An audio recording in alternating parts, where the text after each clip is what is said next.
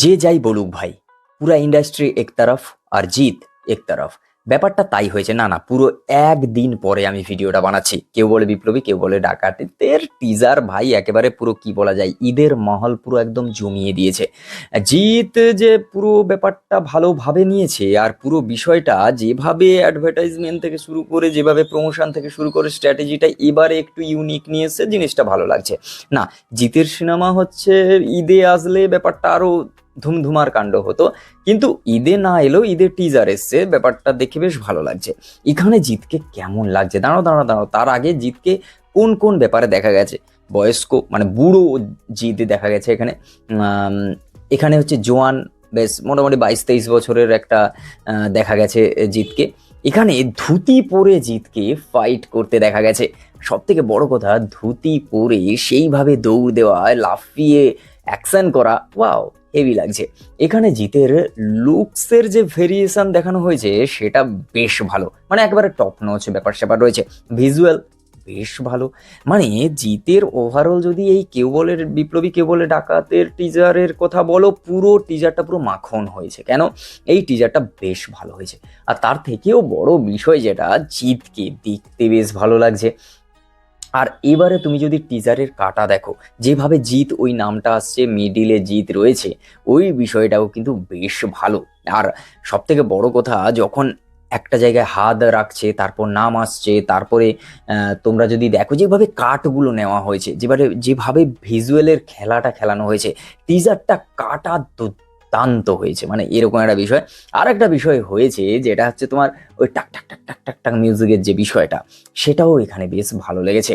কেন এত ভালো ভালো ভালো ভালো বলছি, তার কারণ প্রথমত জিতের প্রতি সবার একটা আলাদা আকাঙ্ক্ষা, আশা থাকে। আর তার থেকেও বড় ব্যাপার, জিত হচ্ছে বছরে ওই একটা, খুব বেশি হলে দুটো দুটো সিনেমা পাওয়াই যায় না, একটা সিনেমা আসে। আর তারপর এরকম একটা বিগ বাজেটের অনন্ত সিংহের একটা বায়োগ্রাফি আসছে।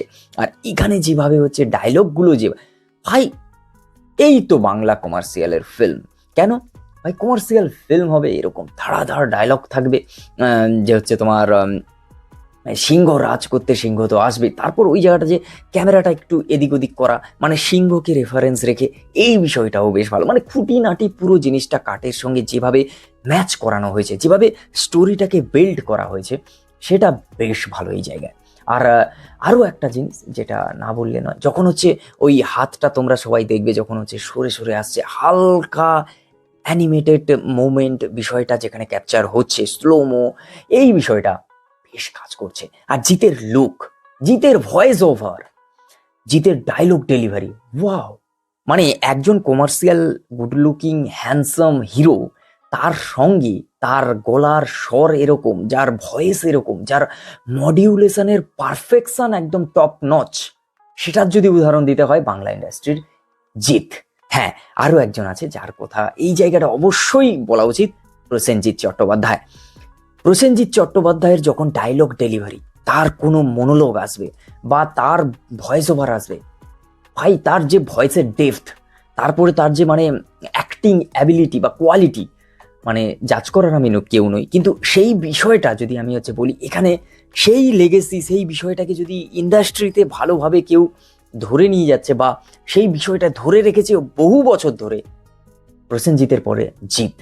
ভাই ভয়েস কোয়ালিটি, তারপর তুমি যদি বলো তার যে কোনো অ্যাকশন সিকোয়েন্সে বা ভয়েসের যে ইন্টেন্সিটি, যে জিনিসগুলো রয়েছে, ভাই এলিমেন্টগুলো, মানে ভোকাল যেগুলো দিয়েছে, তারপর যদি বলো তোমার ডেপথগুলো, ভাই অসম ভাই। মানে তোমরা যদি আমাকে বলো এরকম ক্যামেরা অন করে ঘন্টার পর ঘন্টা জিতের প্রশংসা করে যেতে, হ্যাঁ করি। না না, আমি জিতের ফ্যান বলে এরকম নয়, আমি দেবেরও ফ্যান, আর দেবকেও এইভাবেই হচ্ছে করি।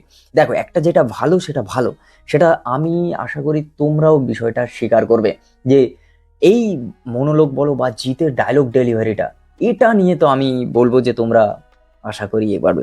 কিন্তু জিতের এটা কি করছে, জিতের সিনেমাগুলো কেন বেকার, মানে বেকার কেন বলছি, মানে একটা পার্টিকুলার ডেট প্রমিনেন্ট কেন নয়, ডেটটা মানে একেবারে ফিক্সড কেন নয়, এই বিষয়গুলো আমি মেকার্সরা যদি আমার ভিডিওটা জানি দেখবে না, যদি দেখে থাকি আর কি, যদি আমার এই ভিডিওটা যদি মেকার্সদের কাছে পৌঁছায়, পরের বারে অন্তত অন্তত জিতের ফিল্ম যদি যে কোনো প্রোডাকশন হাউস, কো প্রোডাকশন হোক বা যে কোনো ডিরেক্টর যে সাইন করুক না কেন জিতকে, অবশ্যই ডেট নিয়ে যেন ব্যাপারটা প্রথম থেকেই ফিক্স থাকে।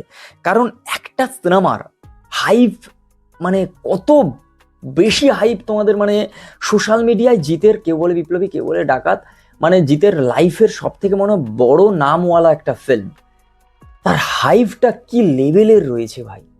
সিনেমা হলে এবারে কাঁপবে, আমি বলছি এবারে কাঁপিয়ে দেবে। একটা মানে কি বলা যায়, কোনো বড় উইন্ডোতে নয়, কোনো ছুটির ফেস্টিভ্যাল নয়, নন ফেস্টিভ্যালে রিলিজ, তারপরেও কেউ বলে বিপ্লবী, কেউ বলে ডাকাত এই সিনেমাটা কি করতে চলেছে তার টিজার বলে দিচ্ছে। তার ট্রেলার দেখতে চাই, তার গান দেখতে চাই, তার নায়িকার পার্ট এখানে কি করবে, মানে এখানে ফিমেল অ্যাক্ট্রেস কে থাকতে চলেছে, কে আসবে, সেগুলো দেখার জন্য খুব এক্সাইটেড। তোমরা কতটা কি এক্সাইটেড আছো অবশ্যই কমেন্ট করে জানাও। দেখা হচ্ছে খুব তাড়াতাড়ি নতুন একটা ভিডিও। ততক্ষণের জন্য like, comment, share, subscribe my YouTube channel. Facebook থেকে দেখে তাহলে পেজটাকে ফলো করো। দেখা হচ্ছে খুব তাড়াতাড়ি নতুন একটা ভিডিও। টাটা।